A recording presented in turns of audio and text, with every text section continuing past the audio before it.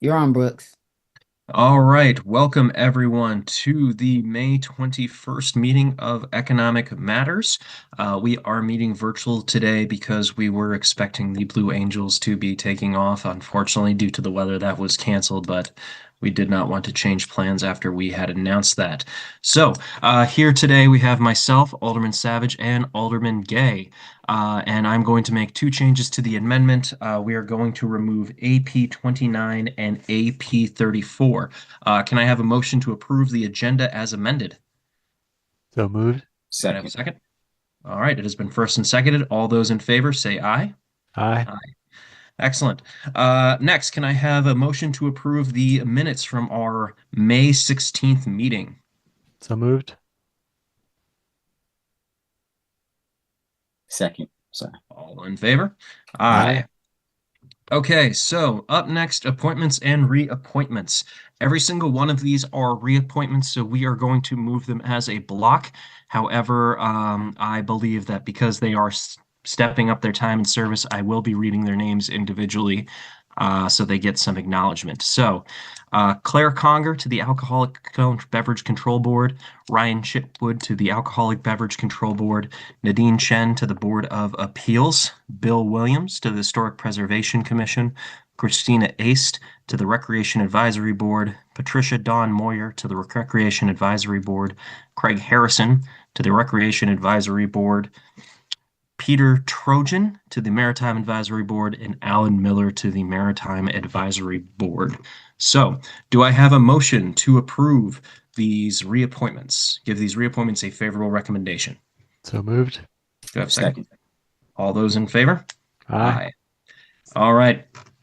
Up next, legislation 03324, appeals process for property development in Annapolis.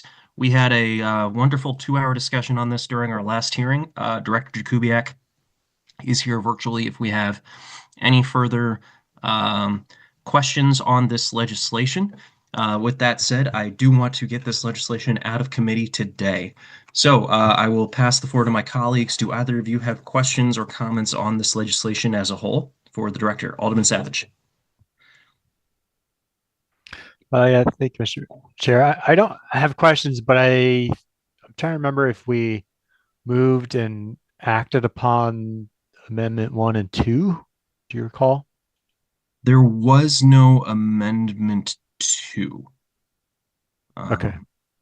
So you want to take those up again? I don't have any general questions. As an Wait, FYI, okay. You're right. Amendment 2 was the virtual amendment, and that has not been uploaded. It's up there now, It's up there now. as well as one. And I have a much I don't simplified see one. Amendment 2 actually on Legistar. It is up It there has now. been. Yep, it is on there.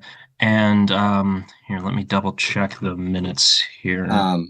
Amendment 2 is for the public is not there, just as an FYI. It's not listed on the agenda, but it is listed on Legistar.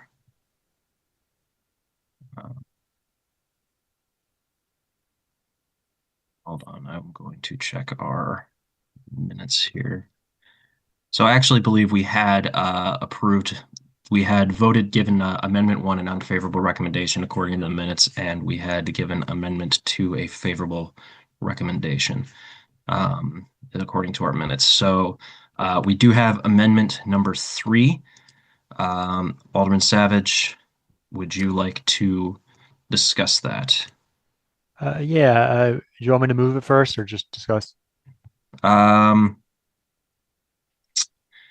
Well, I could let's maybe it's easier if I just discuss it first. Yeah, let's discuss it first. So you know what kind of motion you want. So I mentioned last time, and I thank you for the extra time. But I mentioned last time that I wanted to look at, the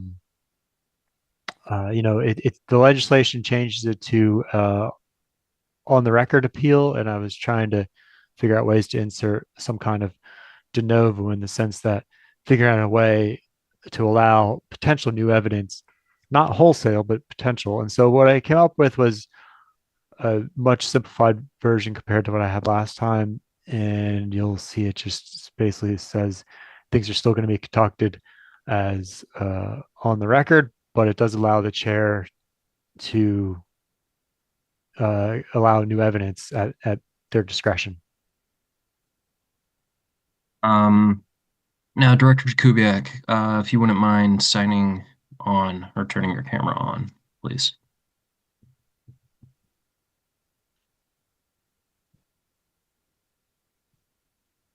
Oh, Thank you, sir.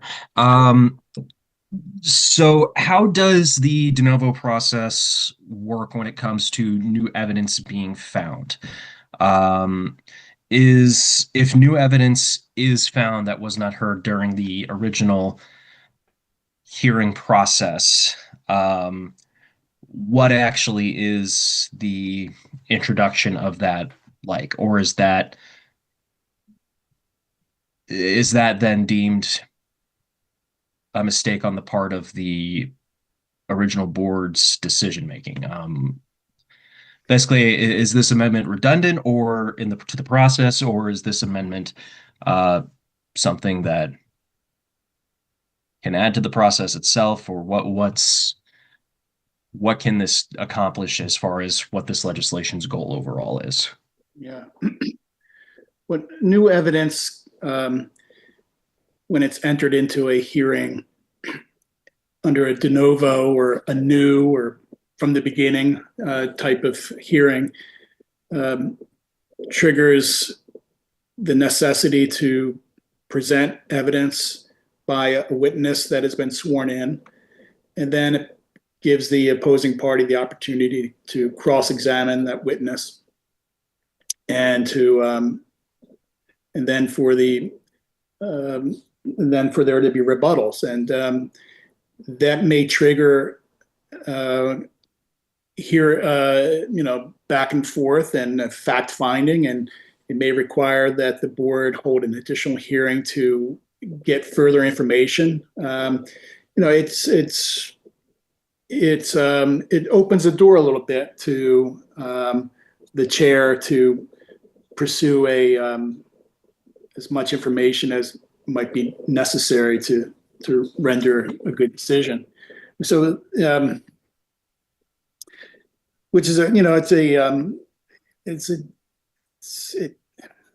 it's quite different than the on a record decision when the board is just seeing if with the information that was available at the time, if the director made a good decision or did an error in making the decision.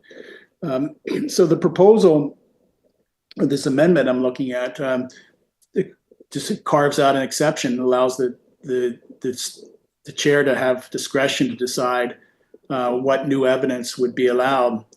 I'm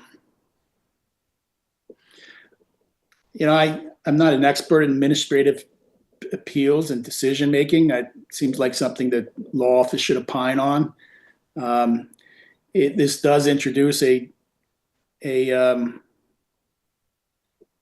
it codifies something that I don't know where the bounds of it would be.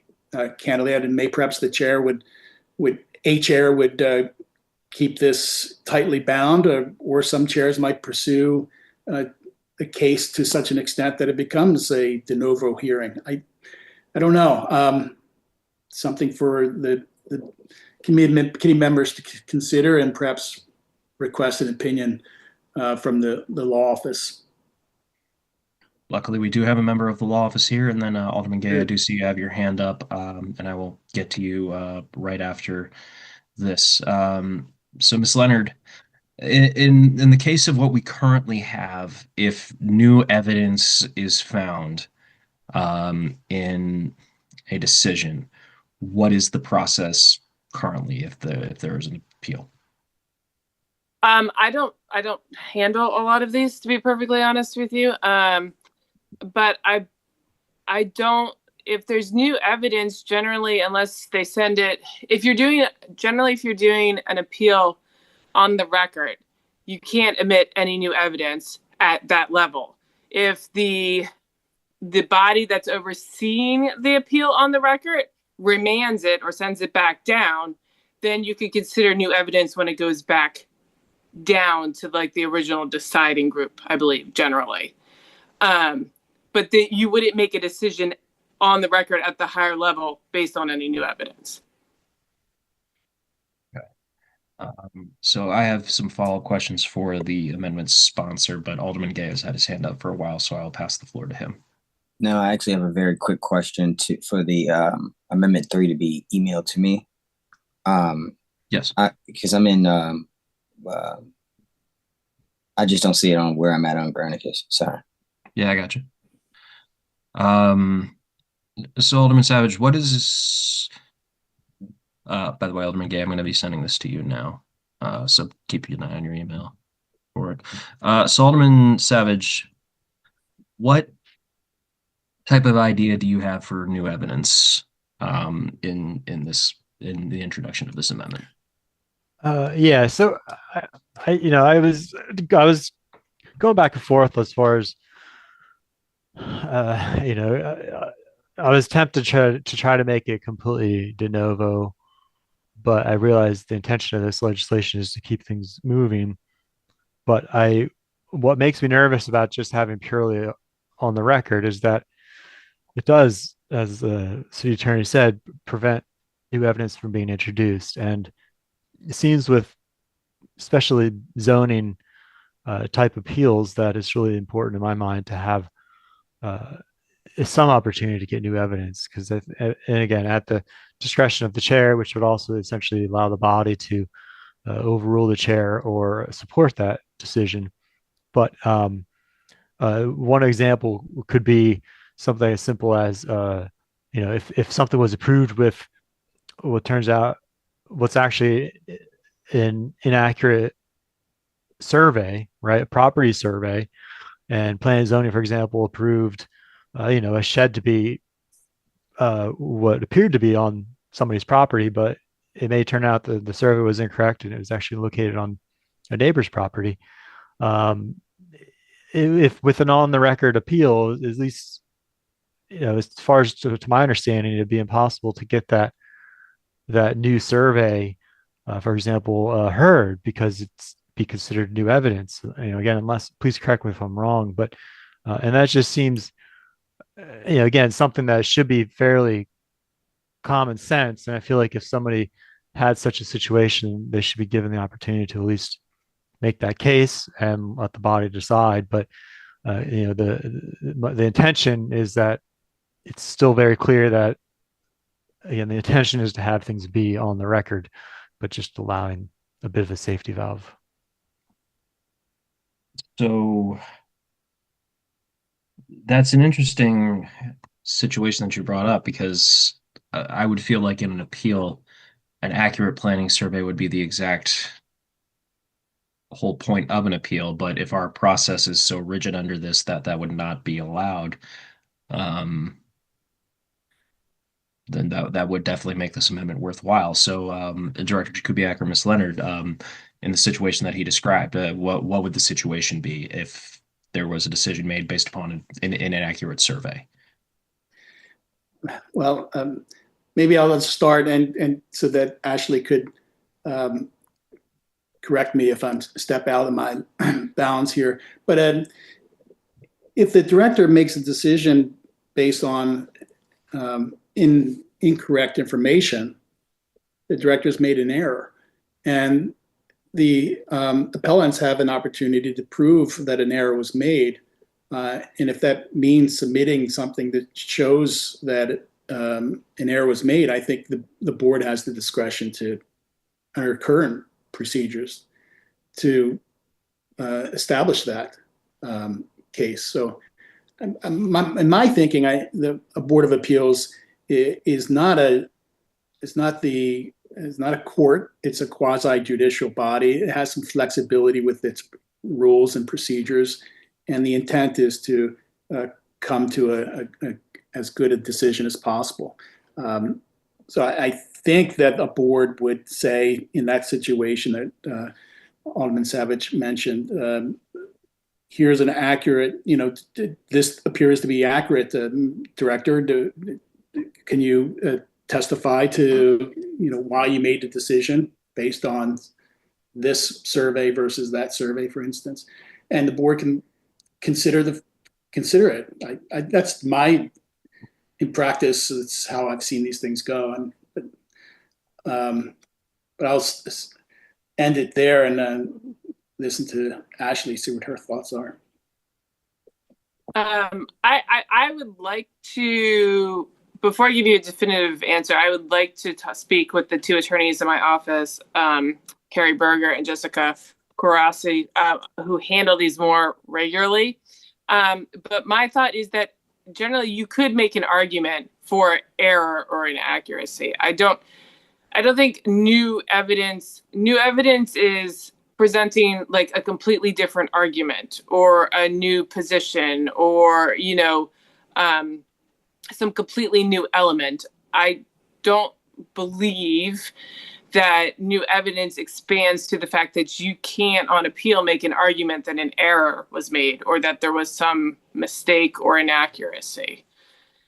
Again, we can double check that if that is a concern of yours, to make sure whether this amendment is needed, but I don't think the amendment is needed for the case that Alderman Savage was presenting. I have a potential hypothetical case, and then I will pass it off to Alderman Gay and then Alderman Savage. What if during a decision on a development, let's say later on, a habitat for an endangered species is found? Would that be considered new evidence? Maybe it would depend, like, how was it found? Why wasn't it found before? Like, but should it reasonably have been found before? Or is it like a new endangered species just moved in the last month kind of thing? So with that hypothetical, I'm not sure where it would fall because it would very much depend on the specific, facts of the case. But in theory, if the endangered species was there all along and there was no due diligence done to, find it, then that's not necessarily new evidence. Again, that would be maybe an error or, something that was overlooked versus something that just popped up brand new that nobody, even with reasonable diligence, would have been able to, find. So if they had missed it due to laziness or incompetence, that is error made on decision would fall under our current provisions. But if it moved in during the other, you don't have the answer to that. Yeah, it would be very case specific on that as to the nature. And again, it would be that would be something that the decision maker would have to weigh in on.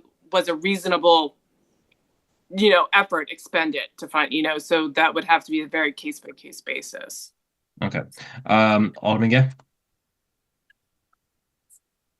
Thank you. I really appreciate the Assistant City Attorney first off starting with a description on what the new evidence would be as opposed to what I did think it was a clerical error too. And in this case, I figured, the board could just use discretion. Does the code though give that flexibility for the board to use that discretion in an instance like this? And are there several?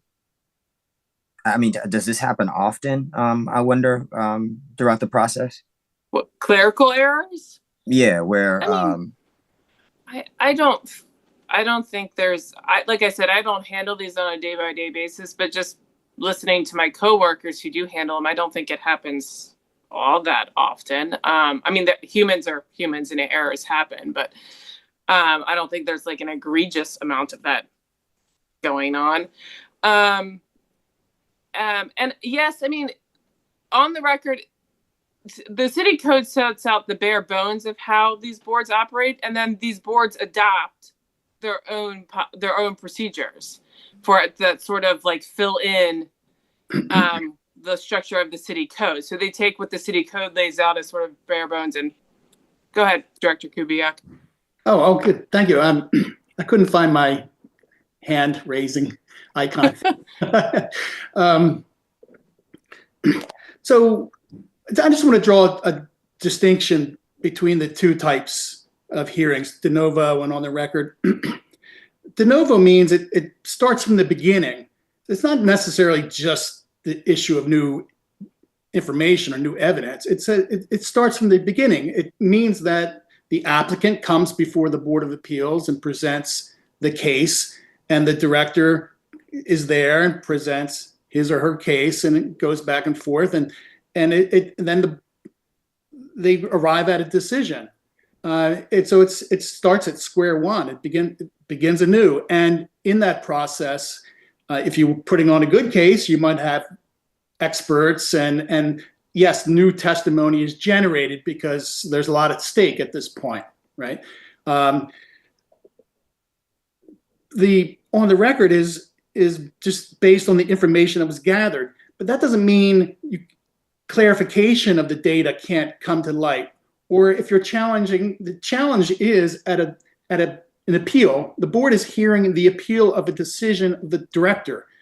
Someone's alleging that the director made a bad decision, made an error or some other thing, and so the focus is on that information that was gathered and used to make a decision. It could be challenged, right? I mean, the board can hear a challenge to the information. It could hear a challenge to the chairman or the director's interpretation of that information.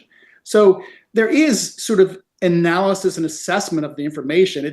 The board members don't go in with blinders on. So I just want to make that distinction. Evidence is generated, information is developed, analysis is brought to bear on the problem in a on the record hearing. It's just not started from the beginning with all new evidence, all new hearing procedures and witnesses and the like.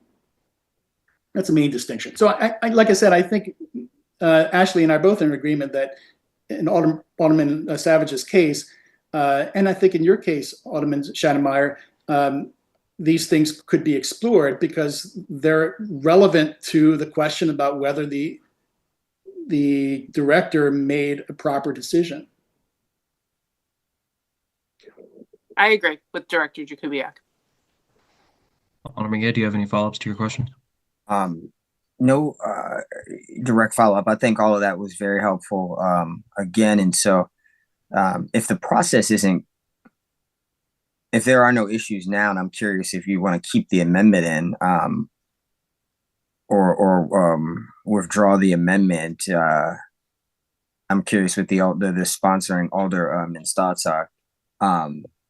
Because I do recall we did discuss this at the last meeting too at length. And so just curious that you have there.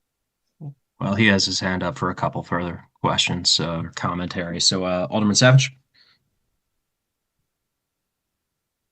Thank you, Mr. Chair. I have no desire to slow this legislation down any further, Mr. Chair. So I'd be satisfied if, and I do appreciate the information from the departments.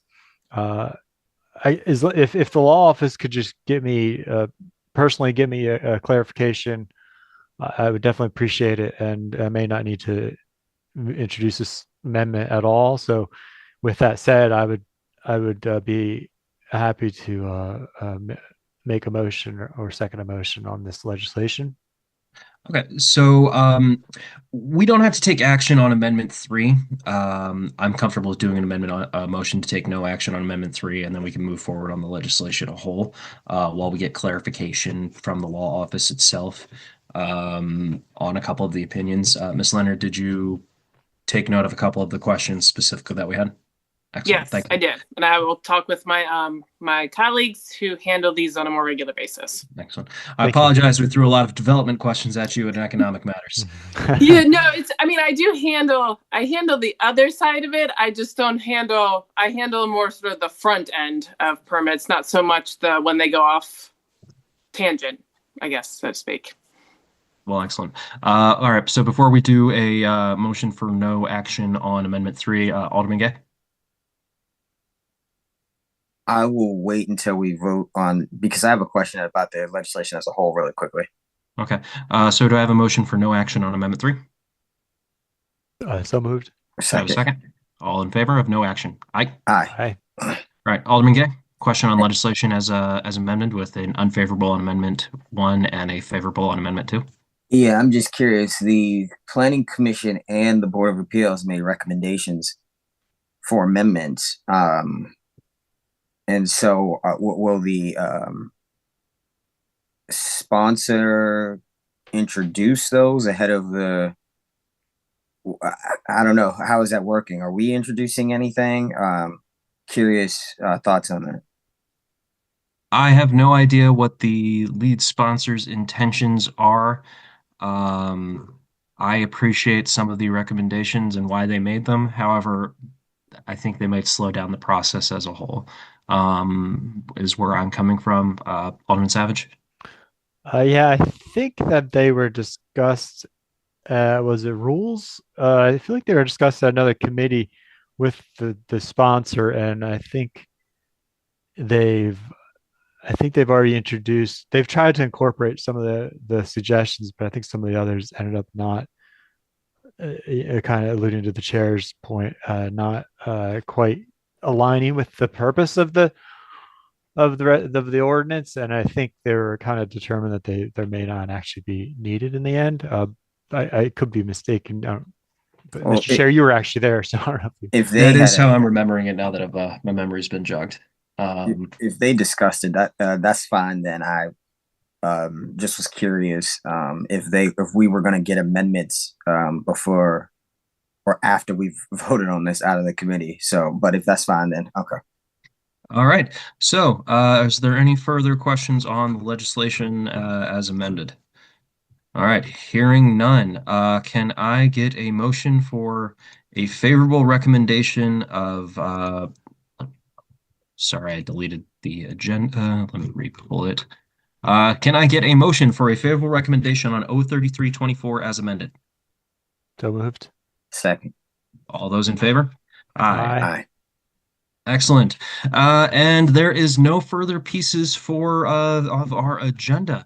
So do I have anything else for the good of the order? Seeing none. Director Jakubiak, Ms. Leonard, thank you so much for your assistance today. This was a complicated piece of legislation, but I think we gave it a very good discussion, and in economic matters fashion, we still got through it pretty quickly. So go us. All right. So do I have a motion to adjourn? So moved. Second? We're holding until we get to the 7:30 mark. I'm kidding. And I'm going to second. So it has been Second. first and seconded. All in favor of adjournment? Aye. Aye. Aye. All right. Thank you, everyone. Bye. Good night, everybody.